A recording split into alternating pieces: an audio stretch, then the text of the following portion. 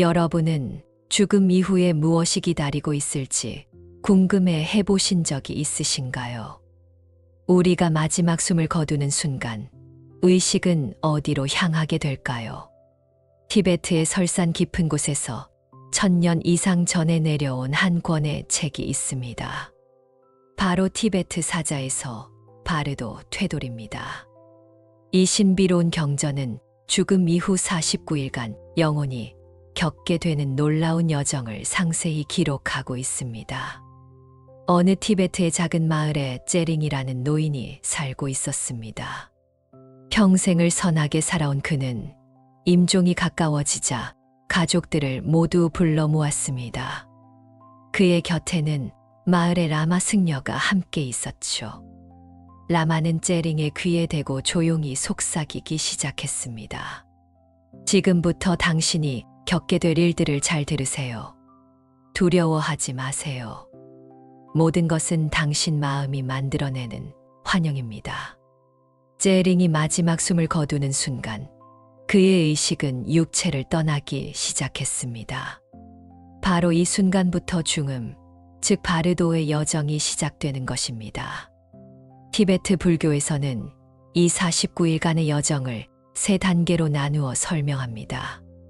치케 바르도, 최니 바르도, 그리고 시파 바르도가 바로 그것입니다. 첫 번째 단계인 치케 바르도는 죽음의 순간 바르도라고 불립니다. 이는 숨이 멎는 순간부터 시작되어 보통 3일에서 4일간 지속됩니다. 째링의 의식은 육체를 떠나면서 전에 없던 자유로움을 느꼈습니다. 하지만 동시에 낯선 두려움도 엄습해왔죠. 그는 자신의 육체가 침대에 누워있는 것을 볼 수 있었고 가족들이 울고 있는 모습도 보였습니다. 하지만 아무리 말을 걸어도 그들은 듣지 못했습니다. 이때 갑자기 눈부신 빛이 나타났습니다. 그것은 태양보다도 더 밝았지만 이상하게도 눈이 부시지 않았습니다. 티베트 사자에서는 이를 근본 명광이라고 부릅니다. 이는 우리 모두가 본래 지니고 있는 순수한 불성의 빛입니다. 만약 생전에 수행을 많이 한 사람이라면 이 빛과 하나가 되어 즉시 해탈할 수 있다고 합니다. 하지만 대부분의 사람들은 이 빛의 강렬함에 놀라 피하려고 합니다. 째링 역시 그 빛의 압도적인 존재감에 두려움을 느꼈습니다. 그가 빛으로부터 돌아서자 주변 풍경이 서서히 바뀌기 시작했습니다. 이제 두 번째 단계인 최니 바르도, 즉 법성 바르도가 시작된 것입니다. 이 단계는 대략 2주간 지속되며 이 기간 동안 의식은 다양한 환영과 마주하게 됩니다. 처음에는 평화로운 모습의 부처님들이 나타났습니다. 비로자나불, 아촉불, 보생불, 아미타불, 불공성 취불이 차례로 모습을 드러냈습니다. 각각의 부처님은 찬란한 빛을 발하며 째링에게 다가왔습니다. 하지만 동시에 어두운 빛도 함께 나타났습니다. 티베트 사자에서는 이를 육도의 빛이라고 설명합니다. 밝은 빛은 해탈의 길이고 어두운 빛은 윤회의 길입니다. 며칠이 지나자 평화로운 존재들은 사라지고 무시무시한 형상들이 나타나기 시작했습니다. 이들은 분노한 신들로 실은 앞서 나타났던 평화로운 부처님들의 또 다른 모습입니다. 헤루카, 금강살타 등 58명의 분노존들이 불꽃에 휩싸인 채 춤을 추며 나타났습니다. 그들은 인간의 머리로 만든 그릇에 피를 담아 마시고 해골 목걸이를 두르고 있었습니다. 째링은 극도의 공포에 사로잡혔습니다. 하지만 라마의 가르침이 떠올랐습니다. 이 모든 것은 당신 마음이 만들어낸 것입니다. 두려워하지 마세요. 그들은 당신을 해치려는 것이 아니라 깨달음으로 인도하려는 것입니다. 하지만 째링은 그 가르침을 온전히 받아들이기에는 너무나 두려웠습니다. 이렇게 최니 바르도의 시간이 흘러가고 마침내 세 번째 단계인 시파 바르도, 즉 재생 바르도가 시작되었습니다. 이 단계는 남은 4주간 계속되며 이 기간 동안 영혼은 다음 생을 찾아 헤매게 됩니다. 째링은 이제 자신이 죽었다는 사실을 완전히 인식했습니다. 그는 집으로 돌아가려 했지만 가족들은 여전히 그를 보지 못했습니다. 그의 의식체는 일반적인 물리 법칙을 초월했습니다. 벽을 통과할 수 있었고 생각만으로 어디든 순간이동할 수 있었습니다. 하지만 이러한 능력은 오히려 더 큰 혼란을 가져왔습니다. 감정이 요동칠 때마다 주변 환경이 급격히 변했고 두려운 생각을 하면 무서운 존재들이 나타났습니다. 시간이 흐르면서 째링은 강력한 바람에 휩쓸리는 것을 느꼈습니다. 이는 업의 바람으로 생전의 행위가 만들어낸 힘입니다. 이 바람은 그를 여러 곳으로 날려보냈습니다. 때로는 아름다운 궁전이 보였고 때로는 무서운 지옥의 풍경이 펼쳐졌습니다. 이는 육도, 즉 천상계, 아수라계, 인간계, 축생계, 아기계, 지옥계의 입구들이었습니다. 법구경에서 부처님은 이렇게 말씀하셨습니다. 모든 것은 마음이 먼저이고 마음이 으뜸이며 마음이 만든다. 더러운 마음으로 말하거나 행동하면 괴로움이 그를 따른다. 마치 수레바퀴가 소의 발자국을 따르듯이. 이 가르침대로 째링이 다음에 태어날 곳은 그의 마음 상태와 생전의 업에 의해 결정되는 것이었습니다. 째링은 생전에 비교적 선하게 살았지만 완전한 깨달음에는 이르지 못했습니다. 그의 의식은 여러 세계의 입구를 지나치며 자신과 인연이 있는 곳을 찾고 있었습니다. 어느 날 그는 한 쌍의 남녀가 사랑을 나누는 모습을 보게 되었습니다. 이상하게도 그 광경에 강하게 이끌렸습니다. 이것이 바로 다음 생의 부모가 될 사람들이었습니다. 티베트 사자에서는 이 순간을 매우 중요하게 다룹니다. 만약 그 남자에게 질투심이 일고 여자에게 애착이 생기면 남자로 태어나고 반대로 여자에게 질투심이 일고 남자에게 애착이 생기면 여자로 태어난다고 합니다. 째링은 강한 이끌림을 느끼며 그들에게 다가갔고 순간 모든 것이 어두워졌습니다. 다시 의식이 돌아왔을 때 째링은 이미 어머니의 자궁 속에 있었습니다. 49일간의 중음 여정이 끝나고 새로운 생이 시작된 것입니다. 하지만 전생의 기억은 서서히 사라져갔습니다. 자궁 속의 어둠과 양수의 소리가 과거의 모든 것을 씻어내고 있었습니다. 이러한 중음의 가르침은 단순히 죽음 이후의 이야기만은 아닙니다. 우리는 살아있는 동안에도 끊임없이 작은 죽음과 재생을 경험합니다. 잠들 때와 깨어날 때 한 생각이 사라지고 다른 생각이 일어날 때 우리는 미니어처 바르도를 경험하는 것입니다. 따라서 중음의 가르침은 죽음을 준비하는 동시에 현재의 삶을 더 깊이 이해하는 지혜이기도 합니다. 금강경에서 부처님께서는 이렇게 말씀하셨습니다. 범소 유상계시 허망하니 약견 재상 비상하면 즉견 열애니라. 모든 형상 있는 것은 다 허망하니 만약 모든 형상이 아님을 본다면 곧 열애를 보리라. 중음에서 나타나는 모든 환영들도 결국 우리 마음이 만들어낸 형상입니다. 이를 꿰뚫어 본다면 그 자리에서 해탈할 수 있습니다. 현대의 임사체험 연구들은 놀랍게도 티베트 사자의 서의 내용과 많은 부분에서 일치합니다. 육체 이탈 경험, 터널과 빛의 체험, 삶의 회고, 존재들과의 만남 등이 그것입니다. 서구의 연구자들은 이러한 현상을 뇌의 화학작용으로 설명하려 하지만 그것만으로는 설명되지 않는 부분들이 많습니다.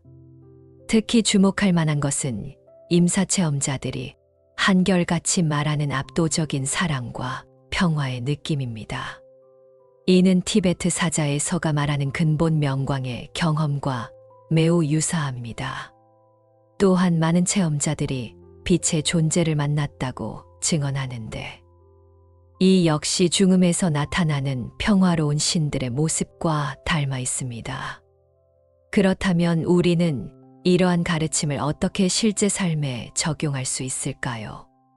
무엇보다 중요한 것은 죽음을 두려워하지 않고 삶의 자연스러운 일부로 받아들이는 것입니다. 밀라레빠 존자는 이렇게 노래했습니다. 죽음을 잊은 자는 삶을 낭비하고 죽음을 기억하는 자는 모든 순간을 소중히 여긴다. 우리가 살아있는 동안 할 수 있는 가장 중요한 준비는 마음을 맑게 하는 것입니다.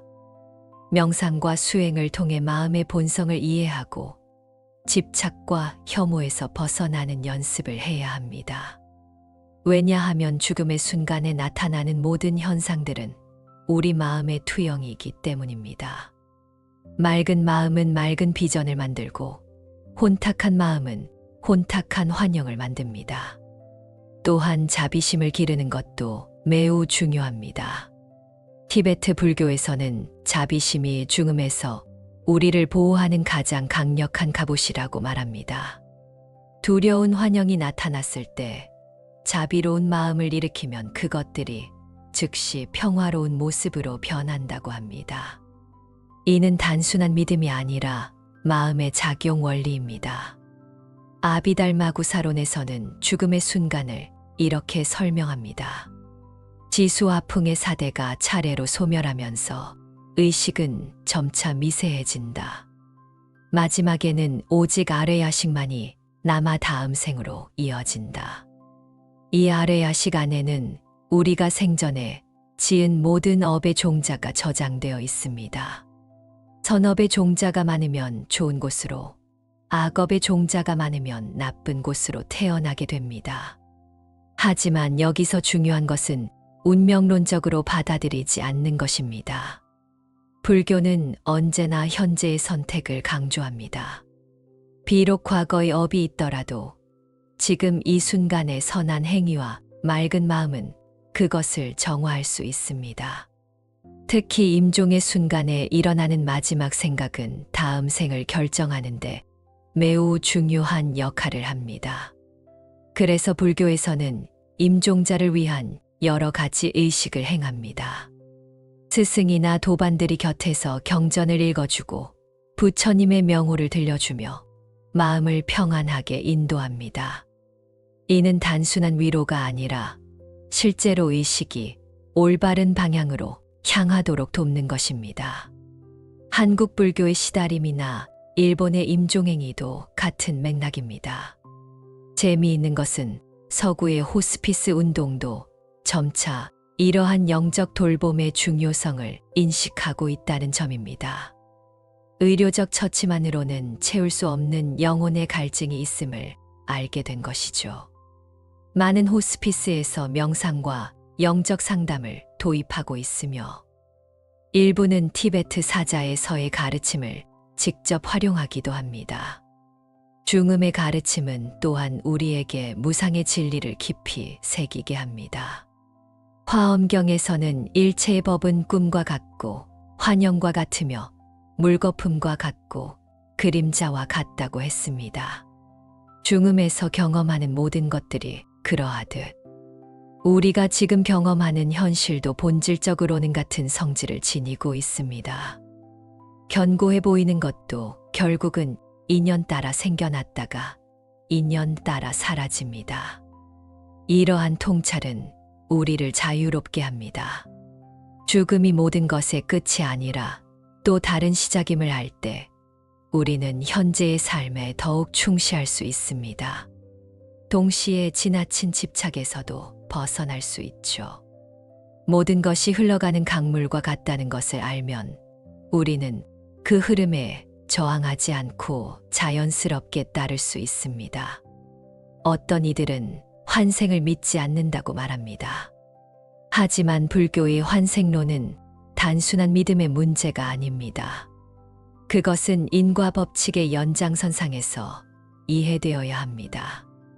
우리가 지금 행하는 모든 행위는 반드시 결과를 낳습니다.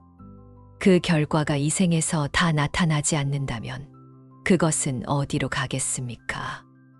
에너지 보존의 법칙처럼 업력도 사라지지 않고 다음 생으로 이어지는 것입니다. 물론 이것을 과학적으로 증명할 수는 없습니다. 하지만 수많은 수행자들의 체험과 임사체험 연구들은 의식이 육체를 초월한 무언가임을 시사합니다.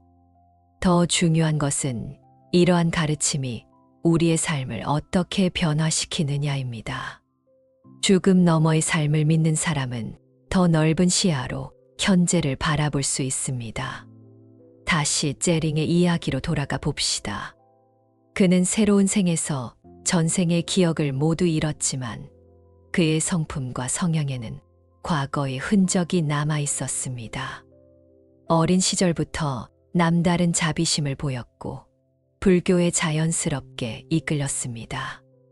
이것이 바로 업의 상속입니다. 우리가 지금 가진 성격과 재능, 그리고 한계들도 모두 과거 생의 업이 만든 것입니다. 하지만 여기서 중요한 것은 현재입니다. 자바함경에서 부처님은 말씀하셨습니다. 과거를 따라가지 말고 미래를 기다리지 말라. 과거는 이미 사라졌고 미래는 아직 오지 않았다. 현재 일어나는 법을 바로 거기서 관찰하라.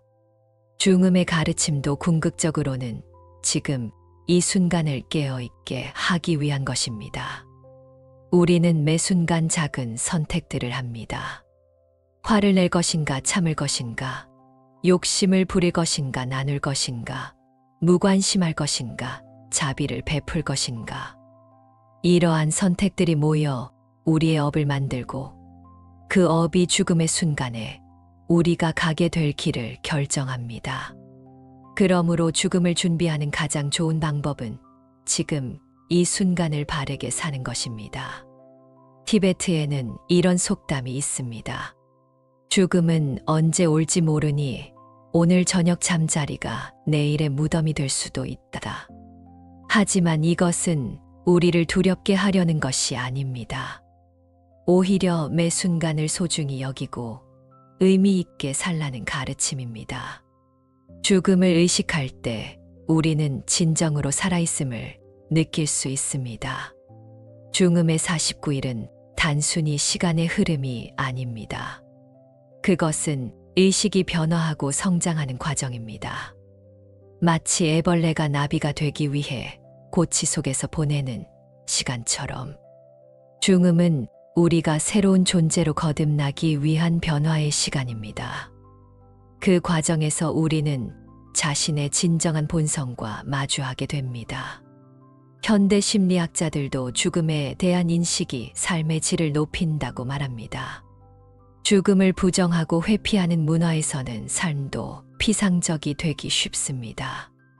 반면 죽음을 자연스러운 과정으로 받아들이는 문화에서는 삶이 더욱 깊이 있고 의미 있게 펼쳐집니다. 티베트 불교의 중음 가르침은 바로 이러한 지혜의 정수입니다. 우리나라에도 이와 비슷한 가르침이 있습니다. 지장경에서는 49제의 중요성을 강조합니다. 이는 단순히 죽은 이를 위한 의식이 아니라 중음을 헤매는 영혼을 좋은 곳으로 인도하기 위한 것입니다. 제를 올리는 동안 가족들이 선행을 하고 공덕을 쌓으면 그것이 망자에게도 회향된다고 합니다. 이는 삶과 죽음이 단절된 것이 아니라 연결되어 있음을 보여줍니다. 최근에는 뇌과학 연구를 통해 임종 순간에 뇌 활동이 매우 활발하다는 것이 밝혀졌습니다.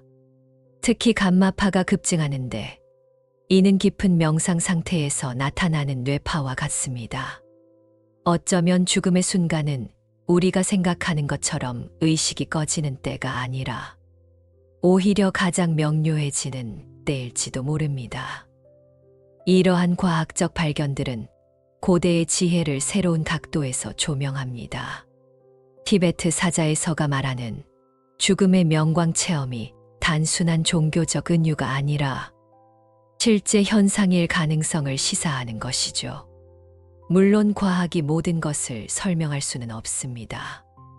의식의 본질과 사후 세계의 문제는 여전히 신비의 영역에 속합니다. 그렇다면 우리는 어떻게 살아야 할까요? 법화경에 이런 구절이 있습니다. 이 세상은 불타는 집과 같으니 잠시도 안주할 곳이 못 된다. 하지만 이것이 염세주의는 아닙니다. 오히려 깨어있음의 중요성을 강조하는 것입니다. 우리가 무상함을 깊이 인식할 때 비로소 영원한 것을 향한 갈망이 일어납니다. 중음의 가르침은 우리에게 준비된 마음의 중요성을 일깨웁니다. 갑작스러운 사고로 죽음을 맞는 사람도 있고 오랜 투병 끝에 떠나는 사람도 있습니다. 하지만 어떤 경우든 마음의 준비가 되어 있다면 두려움 없이 그 과정을 맞을 수 있습니다. 준비된 마음이란 집착하지 않는 마음, 자비로운 마음, 그리고 진리에 대한 확신을 가진 마음입니다. 우리는 또한 주변 사람들의 죽음을 통해서도 배울 수 있습니다. 사랑하는 이의 임종을 지켜보는 것은 고통스럽지만 동시에 깊은 가르침을 줍니다. 그들의 떠남은 우리에게 삶의 소중함을 일깨우고 무엇이 정말 중요한지를 돌아보게 합니다. 그래서 불교에서는 죽음을 스승이라고 부르기도 합니다. 중음의 49일 동안 일어나는 일들은 상징적인 의미로도 해석할 수 있습니다. 평화로운 신들은 우리 안의 지혜와 자비를 상징하고 분노한 신들은 우리 안의 번뇌와 집착을 상징합니다. 육도의 환영은 우리가 매일 경험하는 다양한 마음 상태들입니다. 따라서 중음의 가르침은 죽음뿐만 아니라 삶 전체에 적용될 수 있습니다. 천불교에서는 생사이려를 말합니다. 삶과 죽음이 둘이 아니라는 것이죠. 파도가 일어났다 사라지지만 바다는 변함없듯이 개체의 생멸은 있지만 생명 자체는 영원합니다. 이러한 통찰에 이르면 죽음은 더 이상 두려운 것이 아니라 자연스러운 변화의 과정이 됩니다. 티베트의 위대한 스승 파드마 삼바바는 이렇게 말했습니다. 중음에서 해탈하지 못하는 것은 오직 무지 때문이다. 만약 모든 현상이 자신의 마음이 만든 것임을 안다면 그 자리에서 부처가 될 것이다. 이것이 바로 중음 가르침의 핵심입니다. 우리가 경험하는 모든 것은 마음의 투영이며 그것을 바르게 인식할 때 자유로워질 수 있습니다. 현대인들은 죽음을 병원과 의료 시스템에 맡겨버렸습니다. 하지만 죽음은 단순히 의학적 사건이 아닙니다. 그것은 한 존재가 겪는 가장 중요한 영적 전환입니다. 그래서 많은 문화권에서는 죽음을 신성한 의례로 다루었습니다. 우리도 죽음의 영적 차원을 회복할 필요가 있습니다. 중음의 가르침은 또한 우리에게 연민의 마음을 기르게 합니다. 모든 존재가 죽음을 맞이하고 중음을 헤매며 다시 태어난다는 것을 알 때 우리는 서로에 대한 깊은 동질감을 느낄 수 있습니다. 지금 내 앞에 있는 사람도 수없이 많은 생을 거쳐왔고 또 거쳐갈 것입니다. 이러한 인식은 자연스럽게 자비심으로 이어집니다. 어떤 이들은 환생을 증명할 수 없다고 비판합니다. 하지만 불교의 가르침은 증명의 대상이 아니라 체험의 대상입니다. 수행을 통해 마음의 본성을 깨달으면 생사의 문제는 저절로 명확해집니다. 마치 꿈에서 깨어나면 꿈의 실체를 알게 되듯이 무명에서 벗어나면 생사의 실상을 보게 됩니다. 우리는 또한 일상에서도 작은 죽음들을 경험합니다. 시련의 아픔, 실직의 좌절, 꿈의 좌초 등은 모두 일종의 죽음입니다. 이럴 때 우리는 작은 죽음을 경험합니다. 과거에 집착하면 고통스럽고 미래를 두려워하면 불안합니다. 하지만 현재에 머물며 변화를 받아들이면 새로운 가능성이 열립니다. 달라이 라마는 매일 죽음에 대해 5번씩 명상한다고 합니다. 이는 병적인 집착이 아니라 건강한 준비입니다. 죽음을 명상하면 삶이 더욱 생생해집니다. 하찮은 일에 매달리지 않게 되고 정말 중요한 것에 집중하게 됩니다. 사랑하는 사람들에게 더 친절해지고 매 순간에 더 감사하게 됩니다.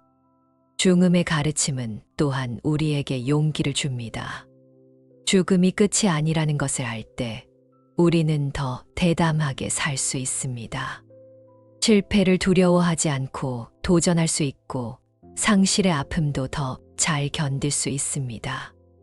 왜냐하면 모든 것이 계속되는 여정의 일부임을 알기 때문입니다. 하지만 이것이 무책임한 삶을 살라는 뜻은 아닙니다. 오히려 더 책임감 있게 살아야 합니다. 우리의 모든 행위가 업이 되어 미래에 영향을 미친다는 것을 알 때 우리는 더욱 신중하게 행동하게 됩니다. 작은 선행도 소홀히 하지 않고 작은 악행도 가볍게 여기지 않게 됩니다. 유마경에서는 생사가 곧 열반이라고 했습니다. 이는 매우 심오한 가르침입니다. 우리가 생사를 초월하려고 애쓰는 것 자체가 또 다른 집착일 수 있습니다. 진정한 자유는 생사 속에서 생사에 물들지 않는 것입니다. 마치 연꽃이 진을 속에서 피지만 진흙에 물들지 않듯이 죽음의 가르침을 현대적으로 재해석하면 그것은 변화와 전환의 심리학이 됩니다. 우리는 살면서 수많은 전환기를 맞습니다. 청소년기, 중년기, 노년기, 그리고 각종 인생의 위기들. 이때마다 우리는 옛 자아가 죽고 새 자아가 태어나는 과정을 겪습니다. 죽음의 지혜는 이러한 전환을 잘 통과하는 데 도움이 됩니다. 특히 현대사회에서는 변화의 속도가 너무 빨라 많은 사람들이 적응하지 못하고 있습니다. 직업도 자주 바뀌고 관계도 유동적이며 가치관도 혼란스럽습니다. 이럴 때일수록 변화의 본질을 이해하는 것이 중요합니다. 모든 것은 무상하며 변화하는 삶의 본질이라는 것을 받아들일 때 우리는 흔들리지 않는 중심을 찾을 수 있습니다.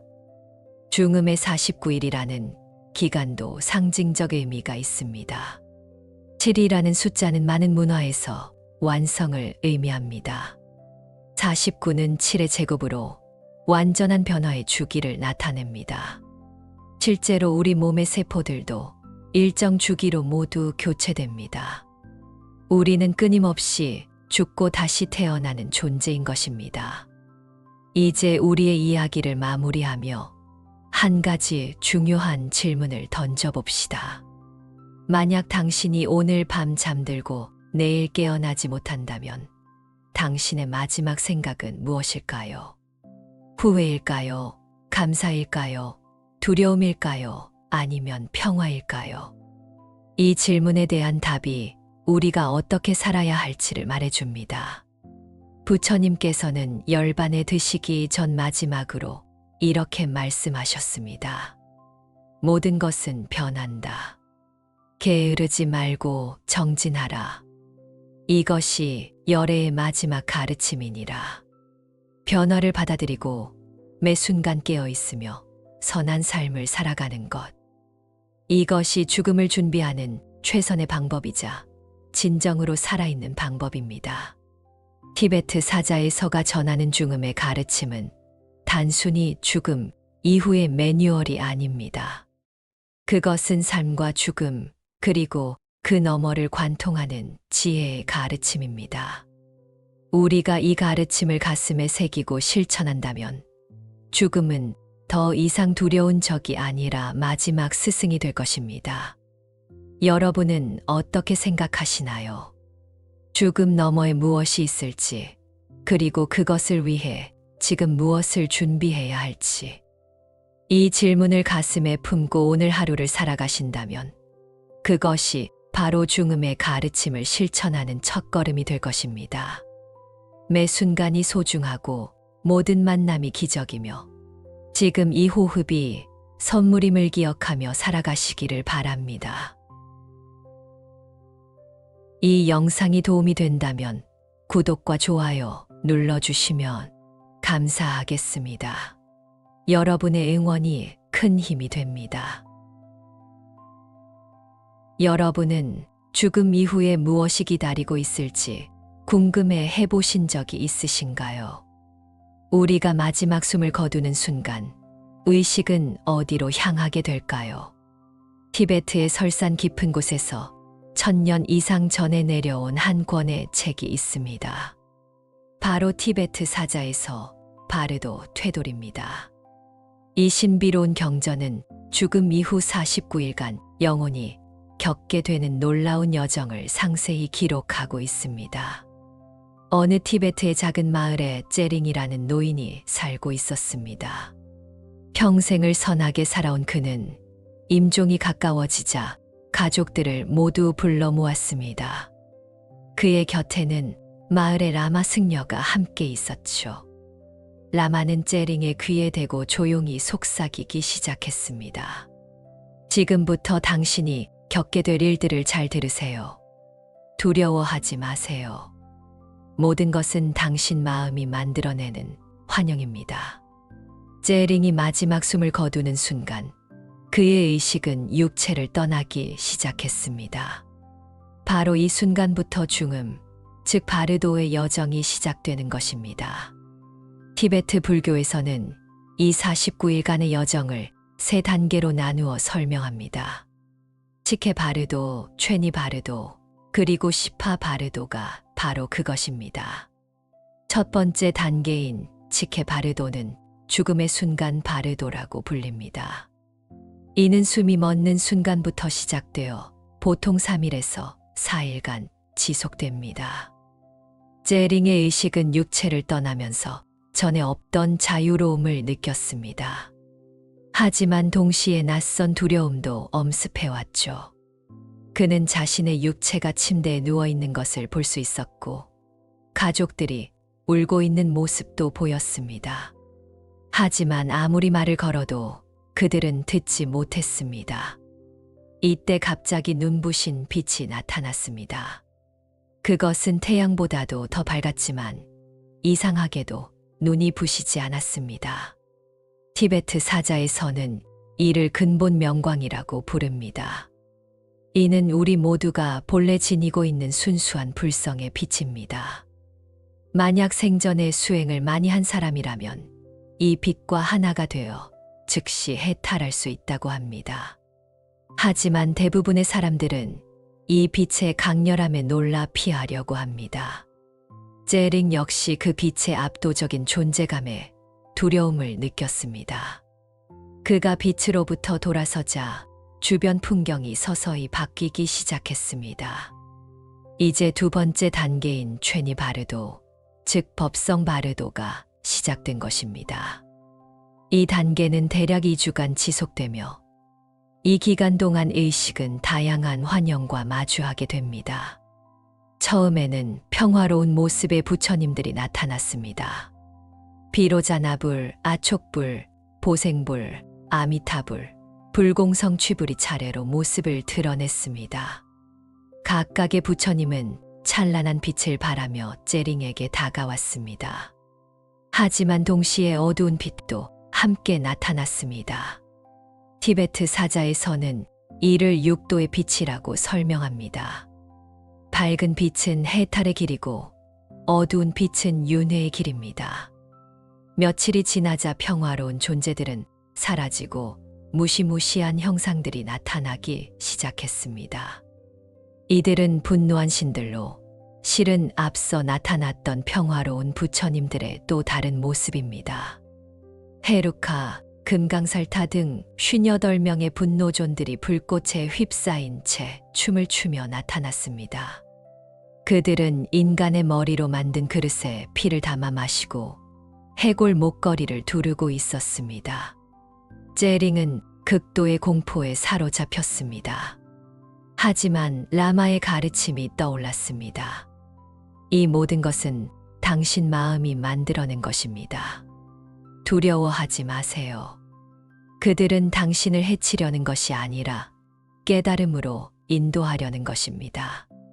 하지만 째링은 그 가르침을 온전히 받아들이기에는 너무나 두려웠습니다. 이렇게 최니 바르도의 시간이 흘러가고 마침내 세 번째 단계인 시파 바르도, 즉 재생 바르도가 시작되었습니다. 이 단계는 남은 4주간 계속되며 이 기간 동안 영혼은 다음 생을 찾아 헤매게 됩니다. 째링은 이제 자신이 죽었다는 사실을 완전히 인식했습니다. 그는 집으로 돌아가려 했지만 가족들은 여전히 그를 보지 못했습니다. 그의 의식체는 일반적인 물리 법칙을 초월했습니다. 벽을 통과할 수 있었고 생각만으로 어디든 순간이동할 수 있었습니다. 하지만 이러한 능력은 오히려 더 큰 혼란을 가져왔습니다. 감정이 요동칠 때마다 주변 환경이 급격히 변했고 두려운 생각을 하면 무서운 존재들이 나타났습니다. 시간이 흐르면서 째링은 강력한 바람에 휩쓸리는 것을 느꼈습니다. 이는 업의 바람으로 생전의 행위가 만들어낸 힘입니다. 이 바람은 그를 여러 곳으로 날려보냈습니다.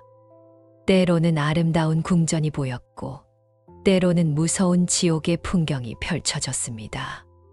이는 육도, 즉 천상계, 아수라계, 인간계, 축생계, 아기계, 지옥계의 입구들이었습니다. 법구경에서 부처님은 이렇게 말씀하셨습니다. 모든 것은 마음이 먼저이고 마음이 으뜸이며 마음이 만든다. 더러운 마음으로 말하거나 행동하면 괴로움이 그를 따른다. 마치 수레바퀴가 소의 발자국을 따르듯이. 이 가르침대로 째링이 다음에 태어날 곳은 그의 마음 상태와 생전의 업에 의해 결정되는 것이었습니다. 째링은 생전에 비교적 선하게 살았지만 완전한 깨달음에는 이르지 못했습니다. 그의 의식은 여러 세계의 입구를 지나치며 자신과 인연이 있는 곳을 찾고 있었습니다. 어느 날 그는 한 쌍의 남녀가 사랑을 나누는 모습을 보게 되었습니다. 이상하게도 그 광경에 강하게 이끌렸습니다. 이것이 바로 다음 생의 부모가 될 사람들이었습니다. 티베트 사자에서는 이 순간을 매우 중요하게 다룹니다. 만약 그 남자에게 질투심이 일고 여자에게 애착이 생기면 남자로 태어나고 반대로 여자에게 질투심이 일고 남자에게 애착이 생기면 여자로 태어난다고 합니다. 째링은 강한 이끌림을 느끼며 그들에게 다가갔고 순간 모든 것이 어두워졌습니다. 다시 의식이 돌아왔을 때 째링은 이미 어머니의 자궁 속에 있었습니다. 49일간의 중음 여정이 끝나고 새로운 생이 시작된 것입니다. 하지만 전생의 기억은 서서히 사라져갔습니다. 자궁 속의 어둠과 양수의 소리가 과거의 모든 것을 씻어내고 있었습니다. 이러한 중음의 가르침은 단순히 죽음 이후의 이야기만은 아닙니다. 우리는 살아있는 동안에도 끊임없이 작은 죽음과 재생을 경험합니다. 잠들 때와 깨어날 때 한 생각이 사라지고 다른 생각이 일어날 때 우리는 미니어처 바르도를 경험하는 것입니다. 따라서 중음의 가르침은 죽음을 준비하는 동시에 현재의 삶을 더 깊이 이해하는 지혜이기도 합니다. 금강경에서 부처님께서는 이렇게 말씀하셨습니다. 범소 유상계시 허망하니 약견 재상 비상하면 즉견 열애니라. 모든 형상이 있는 것은 다 허망하니 만약 모든 형상이 아님을 본다면 곧 열애를 보리라. 중음에서 나타나는 모든 환영들도 결국 우리 마음이 만들어낸 형상입니다. 이를 꿰뚫어 본다면 그 자리에서 해탈할 수 있습니다. 현대의 임사체험 연구들은 놀랍게도 티베트 사자의 서의 내용과 많은 부분에서 일치합니다.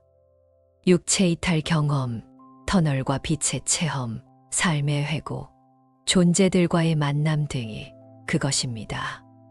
서구의 연구자들은 이러한 현상을 뇌의 화학작용으로 설명하려 하지만 그것만으로는 설명되지 않는 부분들이 많습니다.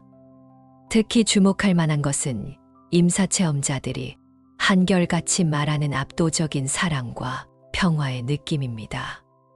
이는 티베트 사자의 서가 말하는 근본 명광의 경험과 매우 유사합니다. 또한 많은 체험자들이 빛의 존재를 만났다고 증언하는데 이 역시 중음에서 나타나는 평화로운 신들의 모습과 닮아 있습니다. 그렇다면 우리는 이러한 가르침을 어떻게 실제 삶에 적용할 수 있을까요? 무엇보다 중요한 것은 죽음을 두려워하지 않고 삶의 자연스러운 일부로 받아들이는 것입니다. 밀라레빠 존자는 이렇게 노래했습니다. 죽음을 잊은 자는 삶을 낭비하고 죽음을 기억하는 자는 모든 순간을 소중히 여긴다. 우리가 살아있는 동안 할 수 있는 가장 중요한 준비는 마음을 맑게 하는 것입니다.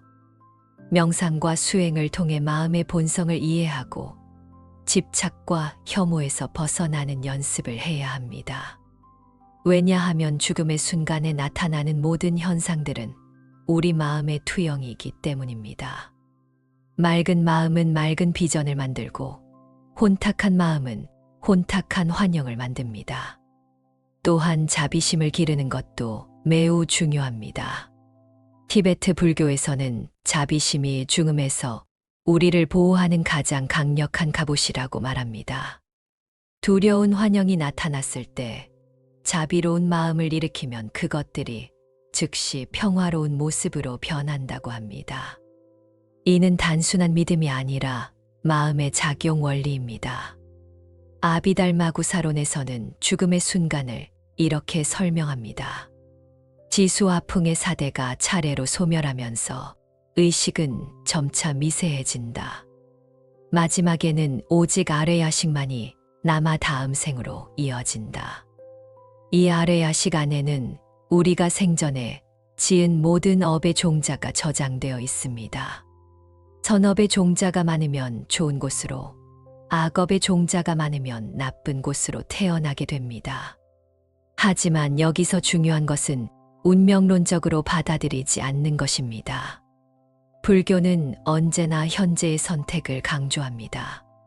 비록 과거의 업이 있더라도 지금 이 순간의 선한 행위와 맑은 마음은 그것을 정화할 수 있습니다.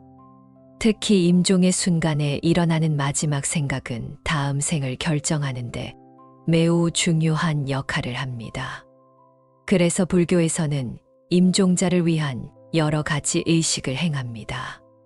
스승이나 도반들이 곁에서 경전을 읽어주고 부처님의 명호를 들려주며 마음을 평안하게 인도합니다.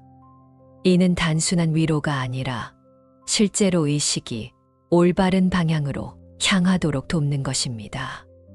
한국 불교의 시다림이나 일본의 임종행위도 같은 맥락입니다. 재미있는 것은 서구의 호스피스 운동도 점차 이러한 영적 돌봄의 중요성을 인식하고 있다는 점입니다. 의료적 처치만으로는 채울 수 없는 영혼의 갈증이 있음을 알게 된 것이죠. 많은 호스피스에서 명상과 영적 상담을 도입하고 있으며 일부는 티베트 사자의 서의 가르침을 직접 활용하기도 합니다. 중음의 가르침은 또한 우리에게 무상의 진리를 깊이 새기게 합니다. 화엄경에서는 일체의 법은 꿈과 같고 환영과 같으며 물거품과 같고 그림자와 같다고 했습니다. 중음에서 경험하는 모든 것들이 그러하듯 우리가 지금 경험하는 현실도 본질적으로는 같은 성질을 지니고 있습니다. 견고해 보이는 것도 결국은 인연 따라 생겨났다가 인연 따라 사라집니다. 이러한 통찰은 우리를 자유롭게 합니다.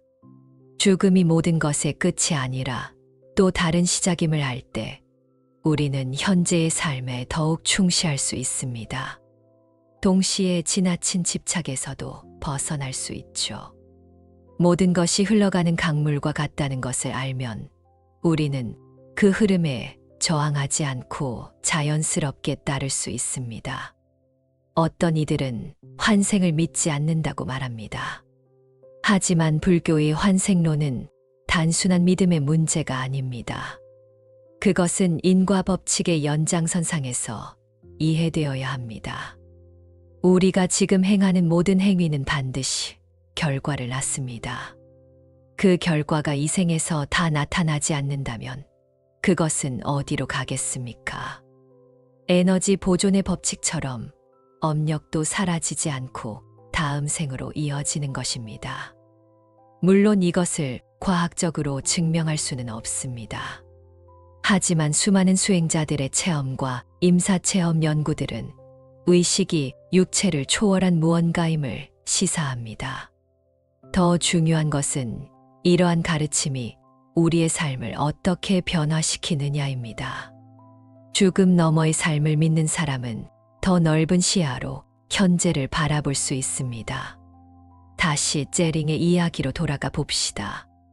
그는 새로운 생에서 전생의 기억을 모두 잃었지만 그의 성품과 성향에는 과거의 흔적이 남아 있었습니다. 어린 시절부터 남다른 자비심을 보였고 불교에 자연스럽게 이끌렸습니다. 이것이 바로 업의 상속입니다. 우리가 지금 가진 성격과 재능, 그리고 한계들도 모두 과거생의 업이 만든 것입니다. 하지만 여기서 중요한 것은 현재입니다. 자바함경에서 부처님은 말씀하셨습니다. 과거를 따라가지 말고 미래를 기다리지 말라. 과거는 이미 사라졌고 미래는 아직 오지 않았다. 현재 일어나는 법을 바로 거기서 관찰하라.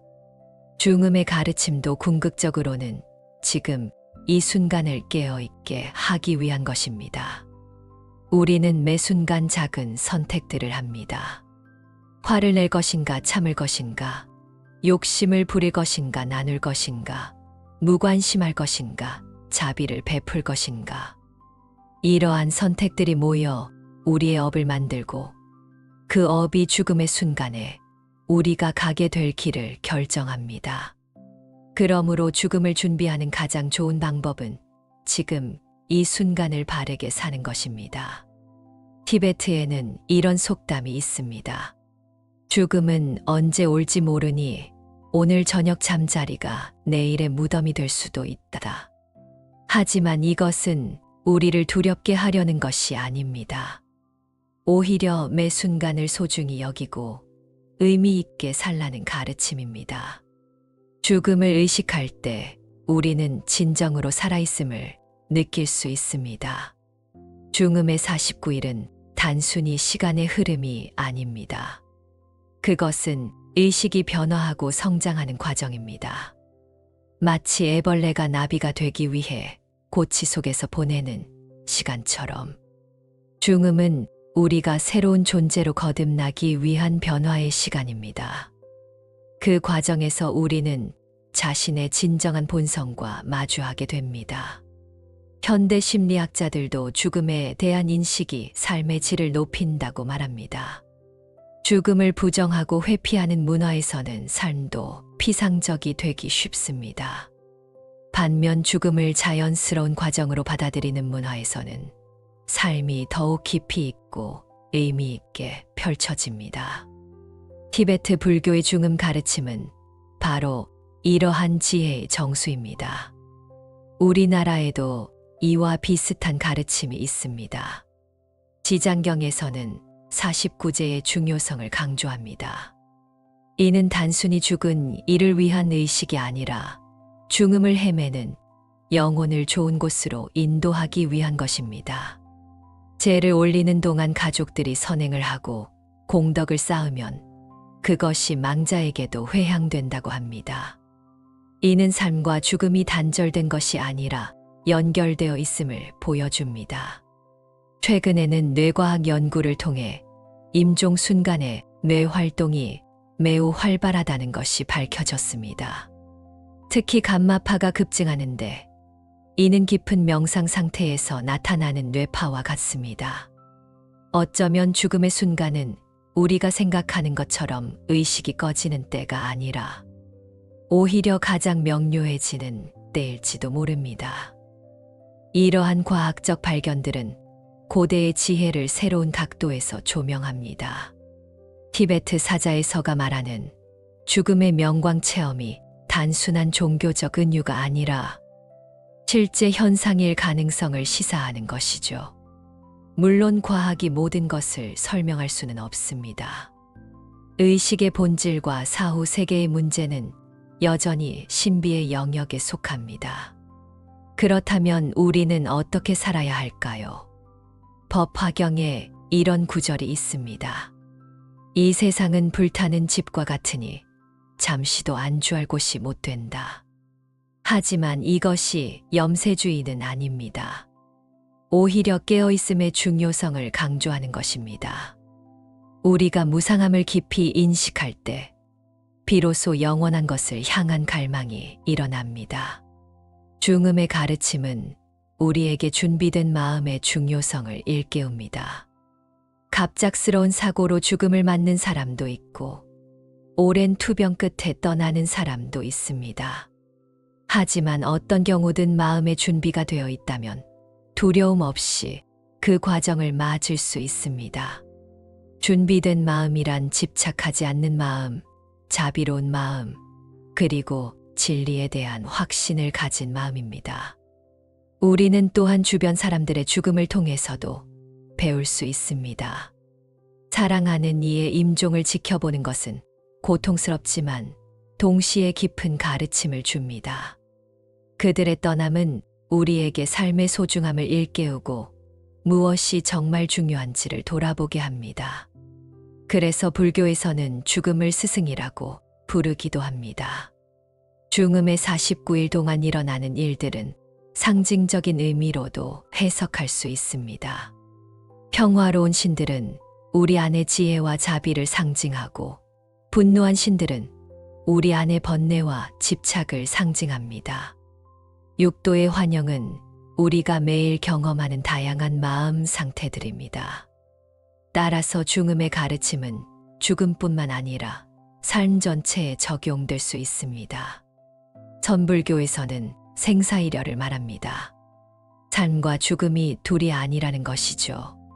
파도가 일어났다 사라지지만 바다는 변함없듯이 개체의 생멸은 있지만 생명 자체는 영원합니다. 이러한 통찰에 이르면 죽음은 더 이상 두려운 것이 아니라 자연스러운 변화의 과정이 됩니다. 티베트의 위대한 스승 파드마 삼바바는 이렇게 말했습니다. 죽음에서 해탈하지 못하는 것은 오직 무지 때문이다.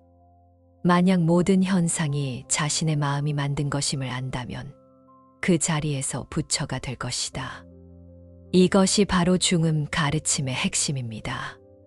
우리가 경험하는 모든 것은 마음의 투영이며 그것을 바르게 인식할 때 자유로워질 수 있습니다. 현대인들은 죽음을 병원과 의료 시스템에 맡겨버렸습니다. 하지만 죽음은 단순히 의학적 사건이 아닙니다. 그것은 한 존재가 겪는 가장 중요한 영적 전환입니다. 그래서 많은 문화권에서는 죽음을 신성한 의례로 다루었습니다. 우리도 죽음의 영적 차원을 회복할 필요가 있습니다. 죽음의 가르침은 또한 우리에게 연민의 마음을 기르게 합니다.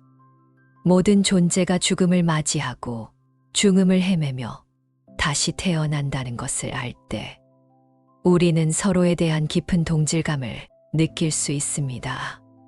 지금 내 앞에 있는 사람도 수없이 많은 생을 거쳐왔고 또 거쳐 갈 것입니다.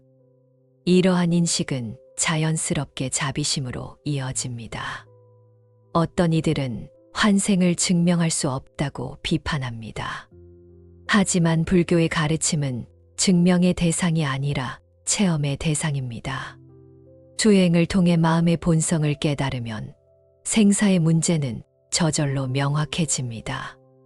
마치 꿈에서 깨어나면 꿈의 실체를 알게 되듯이 무명에서 벗어나면 생사의 실상을 보게 됩니다. 우리는 또한 일상에서도 작은 죽음들을 경험합니다. 시련의 아픔, 실직의 좌절, 꿈의 좌초 등은 모두 일종의 죽음입니다. 이럴 때 우리는 작은 죽음을 경험합니다. 과거에 집착하면 고통스럽고 미래를 두려워하면 불안합니다. 하지만 현재에 머물며 변화를 받아들이면 새로운 가능성이 열립니다.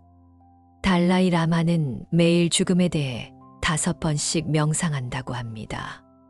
이는 병적인 집착이 아니라 건강한 준비입니다. 죽음을 명상하면 삶이 더욱 생생해집니다. 하찮은 일에 매달리지 않게 되고 정말 중요한 것에 집중하게 됩니다. 사랑하는 사람들에게 더 친절해지고 매 순간에 더 감사하게 됩니다. 죽음의 가르침은 또한 우리에게 용기를 줍니다. 죽음이 끝이 아니라는 것을 알 때 우리는 더 대담하게 살 수 있습니다. 실패를 두려워하지 않고 도전할 수 있고 상실의 아픔도 더 잘 견딜 수 있습니다. 왜냐하면 모든 것이 계속되는 여정의 일부임을 알기 때문입니다. 하지만 이것이 무책임한 삶을 살라는 뜻은 아닙니다. 오히려 더 책임감 있게 살아야 합니다. 우리의 모든 행위가 업이 되어 미래에 영향을 미친다는 것을 알 때 우리는 더욱 신중하게 행동하게 됩니다. 작은 선행도 소홀히 하지 않고 작은 악행도 가볍게 여기지 않게 됩니다. 유마경에서는 생사가 곧 열반이라고 했습니다. 이는 매우 심오한 가르침입니다. 우리가 생사를 초월하려고 애쓰는 것 자체가 또 다른 집착일 수 있습니다. 진정한 자유는 생사 속에서 생사에 물들지 않는 것입니다. 마치 연꽃이 진을 속에서 피지만 진흙에 물들지 않듯이 죽음의 가르침을 현대적으로 재해석하면 그것은 변화와 전환의 심리학이 됩니다. 우리는 살면서 수많은 전환기를 맞습니다. 청소년기, 중년기, 노년기, 그리고 각종 인생의 위기들. 이때마다 우리는 옛 자아가 죽고 새 자아가 태어나는 과정을 겪습니다. 죽음의 지혜는 이러한 전환을 잘 통과하는 데 도움이 됩니다. 특히 현대사회에서는 변화의 속도가 너무 빨라 많은 사람들이 적응하지 못하고 있습니다. 직업도 자주 바뀌고 관계도 유동적이며 가치관도 혼란스럽습니다. 이럴 때일수록 변화의 본질을 이해하는 것이 중요합니다. 모든 것은 무상하며 변화하는 삶의 본질이라는 것을 받아들일 때 우리는 흔들리지 않는 중심을 찾을 수 있습니다. 죽음의 49일이라는 기간도 상징적 의미가 있습니다. 7이라는 숫자는 많은 문화에서 완성을 의미합니다. 49는 7의 제곱으로 완전한 변화의 주기를 나타냅니다. 실제로 우리 몸의 세포들도 일정 주기로 모두 교체됩니다. 우리는 끊임없이 죽고 다시 태어나는 존재인 것입니다. 이제 우리의 이야기를 마무리하며 한 가지 중요한 질문을 던져봅시다. 만약 당신이 오늘 밤 잠들고 내일 깨어나지 못한다면 당신의 마지막 생각은 무엇일까요? 후회일까요? 감사일까요? 두려움일까요? 아니면 평화일까요? 이 질문에 대한 답이 우리가 어떻게 살아야 할지를 말해줍니다. 부처님께서는 열반에 드시기 전 마지막으로 이렇게 말씀하셨습니다. 모든 것은 변한다. 게으르지 말고 정진하라. 이것이 열애의 마지막 가르침이니라. 변화를 받아들이고 매 순간 깨어 있으며 선한 삶을 살아가는 것. 이것이 죽음을 준비하는 최선의 방법이자 진정으로 살아있는 방법입니다. 티베트 사자에서가 전하는 죽음의 가르침은 단순히 죽음 이후의 매뉴얼이 아닙니다. 그것은 삶과 죽음, 그리고 그 너머를 관통하는 지혜의 가르침입니다. 우리가 이 가르침을 가슴에 새기고 실천한다면 죽음은 더 이상 두려운 적이 아니라 마지막 스승이 될 것입니다. 여러분은 어떻게 생각하시나요? 죽음 너머에 무엇이 있을지, 그리고 그것을 위해 지금 무엇을 준비해야 할지. 이 질문을 가슴에 품고 오늘 하루를 살아가신다면 그것이 바로 죽음의 가르침을 실천하는 첫걸음이 될 것입니다. 매 순간이 소중하고 모든 만남이 기적이며 지금 이 호흡이 선물임을 기억하며 살아가시기를 바랍니다.